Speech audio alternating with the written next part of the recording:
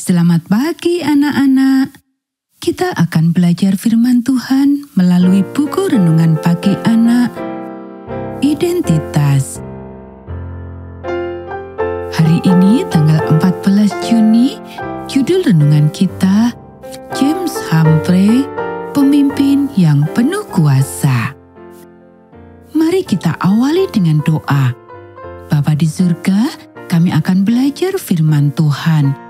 Tolong kami supaya kami dapat memahami firman Tuhan. Dalam nama Tuhan Yesus kami berdoa. Amin. Anak-anak, ayat inti renungan pagi kita hari ini diambil dari kitab Matius pasal 28 ayat 20. Dan ketahuilah, aku menyertai kamu senantiasa sampai kepada akhir zaman. Bisa dikatakan bahwa James Humphrey adalah seorang misionaris ke Amerika Serikat. Dia lahir, dibesarkan, dan dididik di Jamaika, di mana dia mendapatkan penghargaan sebagai siswa dan pembicara yang berbakat. Dia menikah dan menjadi pendeta baptis. Humphrey memiliki penampilan yang memerintah. Untuk satu hal, tinggi badannya lebih dari 6 kaki dan cukup ramping sehingga menarik perhatian kemanapun dia pergi. Untuk hal lainnya, dia menata rambutnya dengan gaya pompadour, membelah di sebelah kiri dan menumpuknya di sebelah kanan. Seiring bertambahnya usia, rambutnya menjadi berwarna garam dan merica dan kemudian menjadi putih bersih. Sehingga hal ini juga menarik perhatian. Namun semua itu tidak penting. Yang penting adalah kemampuan bicaranya yang karismatik dan meyakinkan, baik di depan umum maupun empat mata. Dia prihatin sepanjang hidupnya tentang masalah mereka yang seperti dia adalah keturunan Afrika. Jadi sebagai seorang pemuda, pada tahun 1901, dia berangkat untuk mengunjungi Afrika itu sendiri.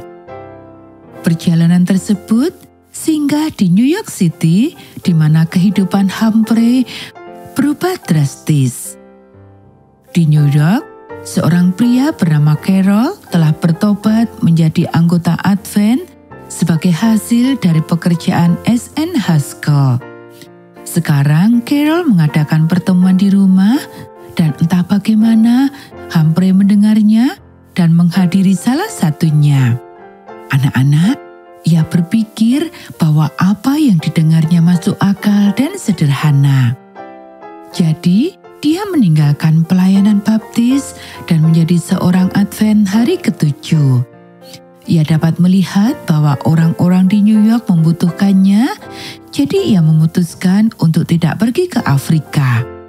Dia mengirim istrinya untuk bergabung dengannya dari Jamaika, dan dia dipilih untuk memimpin perusahaan yang telah dibentuk sebagai hasil dari usaha Carroll.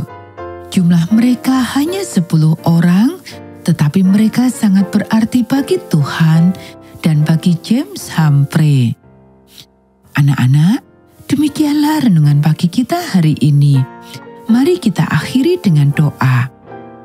Allah segala bangsa, terkadang kami berpikir bahwa untuk menjadi seorang misionaris, kami harus pergi jauh untuk membagikan firman-Mu. Biarkan kami menyadari bahwa kami dapat melayani-Mu di negara kami sendiri, bahkan di lingkungan kami sendiri.